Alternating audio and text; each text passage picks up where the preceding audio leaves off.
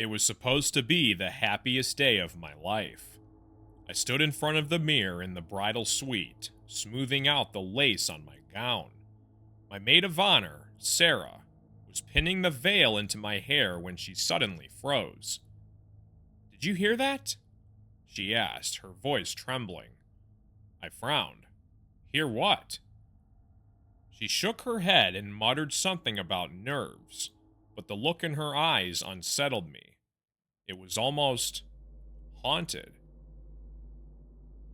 The ceremony was set in an old, ivy-covered mansion that had been turned into a wedding venue. It was beautiful, but it had a history. The staff whispered about a bride who had hung herself in one of the upstairs rooms about a century ago after being left at the altar. I didn't believe in ghosts, so I brushed it off when I first heard it. But as I walked down the aisle, I swear I felt someone watching me. Not the loving gaze of my soon-to-be husband or the tearful smiles of my family, but something cold, evil, heavy, and suffocating.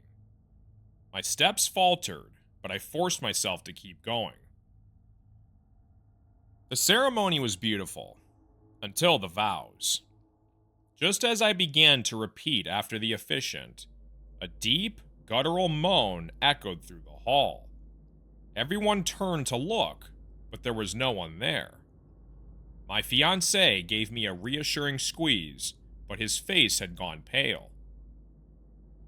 "Probably just the old pipes, honey," he whispered, though he didn't sound convinced.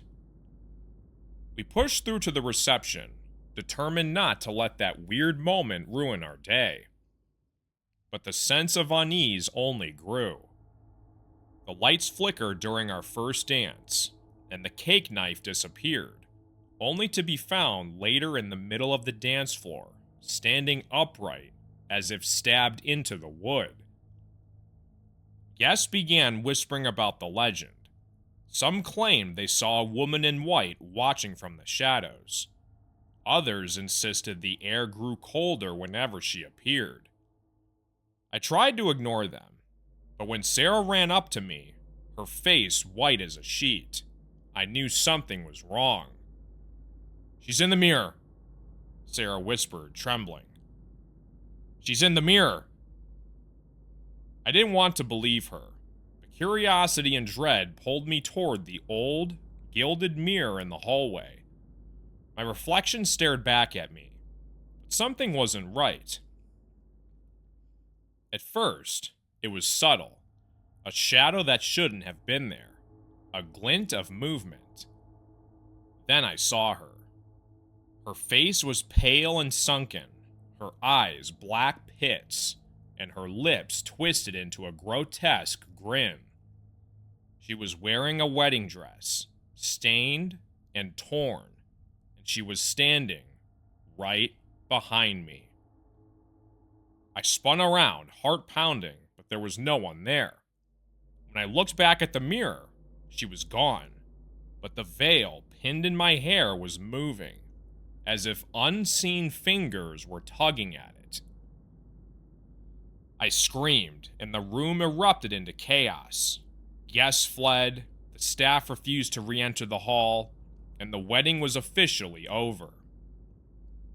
Later that night, as I sat in my hotel room with my new husband, trying to make sense of what had happened, I saw something that still haunts me to this day. One of the wedding photos we had taken earlier had been uploaded by the photographer, and in the background, just behind me and my husband, was the woman in the mirror, her hollow eyes staring straight at the camera. I've since learned that every bride who marries at that mansion sees her. Most are left shaken, but unharmed. I only hope I'll be as lucky.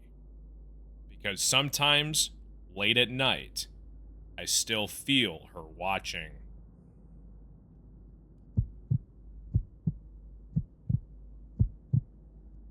I always imagined my wedding day to be perfect. A joyful, magical moment shared with the people I love most. It started out that way. The sun was shining, the venue was gorgeous, and everything ran smoothly. But I'll never forget how it ended. It was during the reception, just after dinner, when it happened. I was sitting with my husband, laughing at my dad's terrible dance moves, when I saw her. She was standing just outside the venue's tall glass doors, dressed in a faded black gown that seemed decades out of place. Her face was pale, almost gray, with deep shadows under her eyes. She wasn't anyone I recognized, and the way she stood there, motionless, staring directly at me, made my skin crawl. I nudged my husband. "Do you know her?" He glanced over and frowned. "No. Maybe she's a +1?" That didn't make sense. We had a strict RSVP policy, and every name was accounted for. One of the staff walked past, so I flagged him down. "Hey, excuse me. There's a woman outside. Could you see if she needs something?" He nodded and headed toward the doors. I watched as he stepped outside speaking to her. She didn't respond, just continued to stare at me. Then, in one sudden jerky motion, she turned and walked away, disappearing into the shadows of the parking lot. "Probably just someone looking for the wrong event," my husband said, squeezing my hand. I tried to shake it off, but something about her felt wrong. The night continued, but the unease lingered. Hours later, just as the last song played and guests began to leave, I spotted her again, this time inside. She was standing at the back of the room, partially hidden in the shadows, but her face was unmistakable. My breath caught in my throat. I grabbed Kelly, my maid of honor. "Look over there," I whispered. Kelly followed my gaze, but when she turned back to me, her face was pale. "There's no one there." "No, she's right." I stopped. The woman was gone. I was shaking now. I swear she was right there. Kelly put a hand on my shoulder. "Look, it's been a long day. Maybe you're just tired." I tried to convince myself she was right, but the nagging dread wouldn't leave. The final straw came when my husband and I returned to the bridal suite. We opened the door, and there she was, standing in the middle of the room. Her head tilted slightly as she looked at us, her lips curling into the faintest smile. "Who are you?" my husband demanded, stepping in front of me. She didn't answer. She just raised one hand and pointed at me. My blood turned to ice. "We'll call security," he shouted, but before he could move, the lights flickered and went out. I screamed, clutching at my husband in the sudden darkness. When the lights came back on, she was gone. We searched the room, called the venue staff, and even checked the security footage, but there was no sign of her anywhere. When we finally sat down, shaken and exhausted, my husband pulled me into his arms. "She's gone," he murmured, trying to comfort me. But I couldn't stop thinking about the single photo my cousin had sent me earlier, one she'd taken during the reception. In it, my husband and I were dancing, smiling at each other, completely unaware. And standing in the far corner, barely visible, but unmistakably there, was that woman in black. I deleted the photo, but it didn't matter.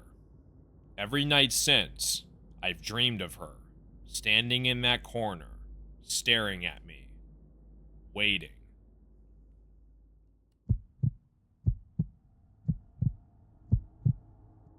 I don't believe in bad luck, but looking back, I should have known something was wrong when the best man couldn't find the wedding ring. The ceremony was set in an old stone church nestled in a quiet countryside. Everything about it was picturesque, until my fiance's best man, Derek, froze at the altar. I can't find the ring, he stammered, frantically patting at his pockets. The guests murmured, and I tried to laugh it off. Well, check again, I said, my voice tight. Derek looked panicked, but then something shifted. His face went blank, and without saying a word, he reached into his jacket and pulled out a ring. Here it is, he muttered, handing it to my fiancé, Liam. The relief in the room was palpable, but something about Derek's sudden calm didn't sit right with me. His eyes looked strange, vacant, almost glassy. Liam slid the ring onto my finger, and the ceremony continued without a hitch. But when we kissed, I felt a strange chill pass through me, like the air had turned icy for just a moment. I brushed it off as just nerves. It wasn't until the reception that things started to spiral out of control. Derek was the first to act strangely. During his toast, he rambled, speaking in disjointed sentences about the promises made here and the debt that must be paid. His voice grew quieter until it was barely a whisper, and he ended abruptly, sitting down without making eye contact with anyone. The guests laughed awkwardly, assuming he had too much to drink, but I knew he hadn't touched a drop. Then came the cake cutting. As Liam and I held the knife together, I noticed the ring on my finger felt uncomfortably tight, almost like it was burning. I winced, but before I could say anything, the knife slipped from our hands and clattered to the floor. A gasp rippled through the room, and someone muttered about bad luck. I bent down to pick up the knife, and that's when I saw it.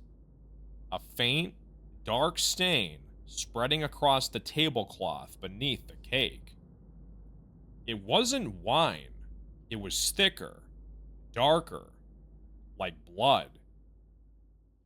Liam, I whispered, grabbing his arm. What? Look.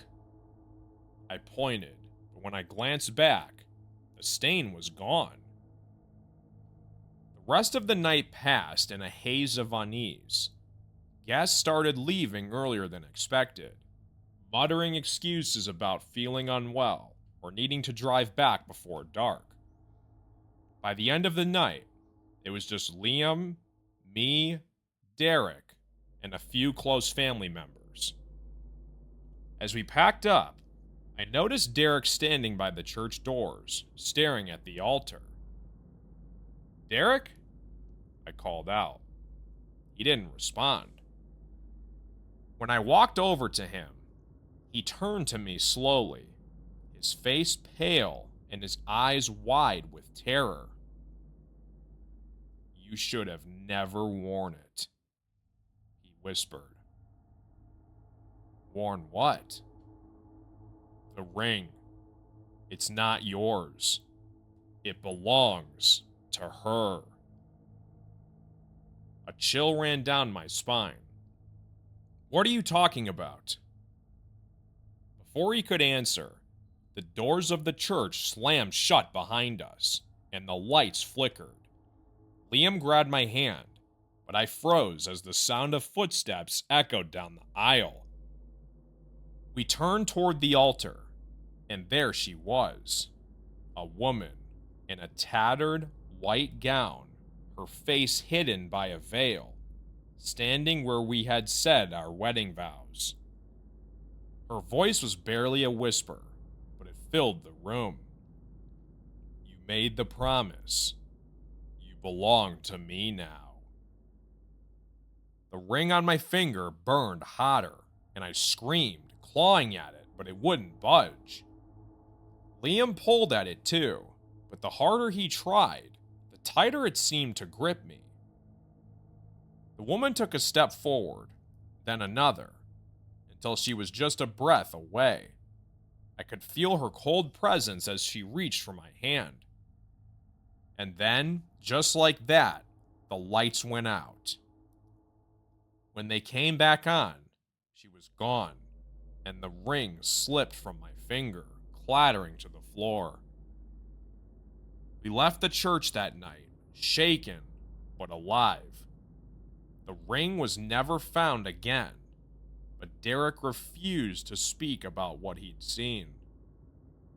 Liam and I tried to move on, but sometimes, late at night, I still feel a tightness on my finger, like the ring is trying to find its way back.